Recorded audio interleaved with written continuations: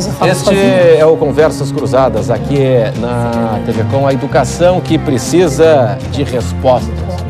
Esse é o tema da campanha institucional lançada pelo Grupo RBS ontem pela manhã. E é isso que a gente está discutindo, né? Um tema de uma urgência, de uma necessidade tremenda, né? A qualificação do nosso ensino, essencialmente começando pela base, pela educação básica. A gente estava comentando bastante aqui sobre as eleições para diretores de escola. É isso que a senhora gostaria de abordar, professor? Assim, eu não tenho dúvida de que a competência é importante, nós precisamos qualificar. Agora, o que eu discuti, inclusive, com o Maurício aqui, o ponto-chave hoje, o maior problema que acontece na educação é você vincular, né, o gestor de escola à política partidária. Então, isso não pode acontecer, porque se você faz a eleição, você tem a aprovação da comunidade escolar, você tem a aprovação do pai, do aluno, dos funcionários de escola, do professor. Então, é um todo que respalda isso. E aí passa, sem dúvida, a termos uma escola com autonomia, com democracia. E aí, quando você vê as práticas, e eu queria discordar da Elza, dos projetos, porque Elza, assim, o que nós temos ouvido nas escolas, no estado todo, o descontentamento com os gestores, a forma como está sendo, né, a prática dos gestores, ela é uma prática, assim, para tanto que nós estamos elaborando, inclusive, uma cartilha, né, para que o professor possa saber o que é o assédio moral, porque o que vem acontecendo nas escolas é um absurdo. O tratamento com os profissionais, a forma como os gestores estão encaminhando o trabalho. A gente não generaliza, porque nós sabemos que existem gestores e gestores, mas nunca vivemos, tivemos momentos difíceis, mas que a gente visse a escola um descontentamento tão grande dos profissionais da educação. E isso a gente já falava para o secretário na greve do ano passado, desse ano, e dizíamos, não é possível mais que a gente viva, né, nesse momento, essa forma de administrar a escola e o excesso de gestores que há nas escolas. Então, essa é uma questão que, inclusive, financeiramente, nós já apresentamos na greve de 2011, escolas com 500, 700 alunos, com 4, 5 gestores, e o que nós precisamos é colocar pessoal pedagógico, pessoal que atenda a estrutura, né, da escola, biblioteca, sala de informática. Quer dizer, precisamos de pessoas para essas áreas, pode ser pessoas efetivas do quadro. Agora, indicado politicamente, esse número de gestores não está qualificando, não está ajudando e não está fazendo, com que o processo educacional melhore. Renato, rapidamente sobre isso, é assim, eu não tenho dúvida que a grande maioria dos diretores são pessoas bem intencionadas, têm competência. Eu participei recentemente de uma reunião de uma gerência regional, tinha lá mais de 40 diretores. Eu tenho certeza que todos lá estão muito bem intencionados, muitos competentes. Só tem um detalhe: eles ficam refém da questão partidária, porque é a questão partidária que o mantém no cargo. E se ele for incompetente, é que entra o assédio moral. Ele não está nem aí, porque ele sabe que politicamente ele ali vai estar respaldado. Isso sim, eu vejo com uma tristeza imensa, que é uma coisa que a gente não avançou. Então, só para finalizar assim, quando se fala em eleição, a gente tem que ter cuidado. Porque a gente não pode transformar a eleição da escola da eleição da prefeitura, porque aí vai virar política partidária. Não, mas é aquela história com critérios, tem que ter uma qualificação mínima, tem que passar por um curso. Olha o que diz o Conselho sobre isso. Definição de requisitos para candidatos ao exercício de cargos de direção da escola com base em elevada qualificação pedagógica e técnica.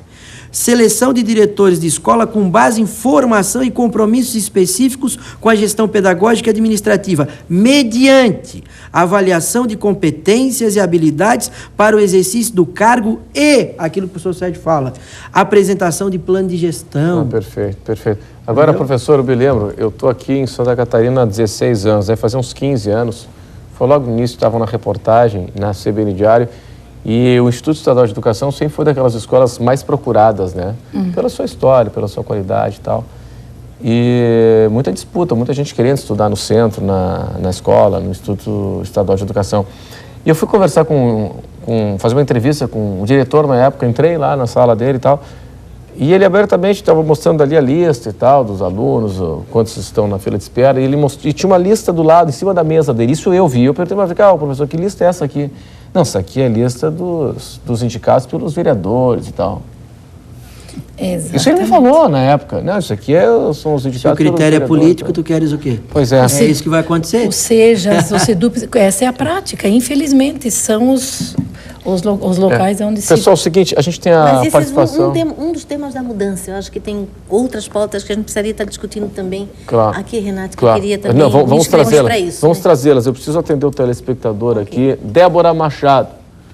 Quando é que os políticos vão querer que o povo fique alfabetizado para que possam escolher por conta própria como votar e em quem votar? Pergunto, é mais barato educar ou reeducar?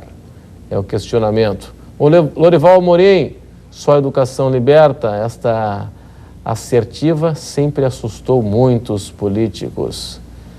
E o Luciano, como ensinar pais e mães a serem responsáveis com a educação do filho? Esse assunto aqui é central também, né? Acompanhando o desenvolvimento da criança na escola. Bem lembrado, Luciano. E aí, secretário? Pois eu considero que a participação da família é decisiva no processo. Eu não quero ser grotesca na minha colocação, mas passa a impressão que a sociedade está terceirizando o papel da família para dentro da escola. É o que a gente está percebendo, né? É isso. Né? E as práticas estão revelando isso. É preciso que a família abrace, que a família seja cúmplice do processo. A escola não tem a função preponderante de cuidar do jovem. E quando o professor Sérgio fala que 84% dos pais acham que as escolas estão boas, é porque talvez na concepção da família, importante para essa família é sentir que o filho está ali. A escola está aberta, ele está indo, o depósito está aberto. A família está discutindo o que é educar, ou a família está discutindo o verbo cuidar? Cuidar é uma coisa, educar é outra, né? O propósito aqui é discutir... mas Elza, só um porém, acho que quando... Eu já disse a palavra aqui. É que, na verdade, a gente precisa fazer essa separação. Então, os pais precisam estar ajudando a gestar o processo escolar. Não é? E agora, o que é que a gente vê e observa?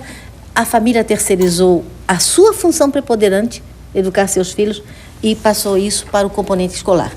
E como nós temos problemas na área do currículo, e o próprio ministro da Educação ontem dizia que ele vai recompor, através do Ministério, a estrutura curricular das escolas, porque o ensino médio é gargalo forte na educação brasileira. Então, a gente precisa analisar o conjunto de variáveis. É preciso mexer no processo de eleição de diretores, sim. É preciso ressignificar, mudar o currículo. Tem problemas na área da sexualidade, cria a disciplina de educação sexual. Estão matando gente no trânsito, aí muita gente vem e pede para abrir a disciplina educação no trânsito. E assim não dá. A vida é a grande pauta curricular. Mas assim, eu acho que todos esses componentes, ressignificar o currículo, acho que trazer o pai para a escola, acho que as questões aí, os questionamentos são pertinentes, porque não temos dúvida. E eu acho que assim vai muito além, porque se você vê hoje a forma, quer dizer, a importância que foi dada à educação é para que realmente não se tenha, né, não se politize, não se crie consciência. Então, não temos dúvida de que a intenção sempre foi essa, né? Não investir em educação, porque você sabe que isso acaba fazendo com que o cidadão, o nosso jovem, crie consciência, tenha, um conhecimento, não saia só da escola com conhecimento, com conteúdo, com conhecimento científico, mas também com clareza do que é o papel dele na sociedade, o que é o papel dele na vida profissional lá fora. E eu acho que, assim, para nós é importante, eu acho que todos esses elementos são importantes, mas não podemos esquecer que por aí também passa, e não dá para a gente deixar, né, Renato, de falar, a valorização do profissional da educação. Sim. Aí a forma, quando a gente diz por que é que hoje não tem, por que não atrai a carreira, por que só 2%, né, por que só 2% tem, então isso aqui é grave. Quando você pega isso aqui, você diz o que é, quer dizer, onde é que está o nó, onde é que está o problema? Falta de perspectiva e valorização profissional. Não existe uma carreira, então a desvalorização, a falta de valorização, a falta de carreira. Então, sobre isso deve se lembrar, no passado, ser professor era uma honra, era um prestígio. Hoje, por esse processo que a gente está vivendo, tem professor que diz, eu sou professor. Quer dizer, e aí o prestígio. E isso é uma situação gravíssima. Aí o tratamento da sociedade, do próprio aluno, acaba sendo um tratamento que você olha para o professor como alguém que Não tem, quer dizer, não tem importância que, né, que na verdade tem. Então, com certeza, o que nós precisamos?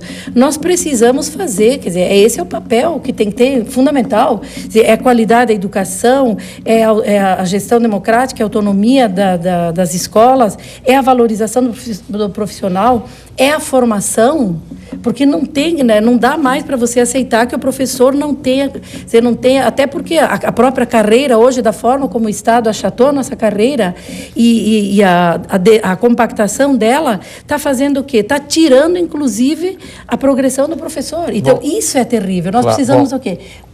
Doutorado, mestrado, nós precisamos na rede pública, nós precisamos na educação básica. Então, esse estímulo é que tem que ter. Okay, e a Elza tem que concordar que tem que passar por aí, né? Vamos para o intervalo e em instantes estaremos aqui de volta. Até já.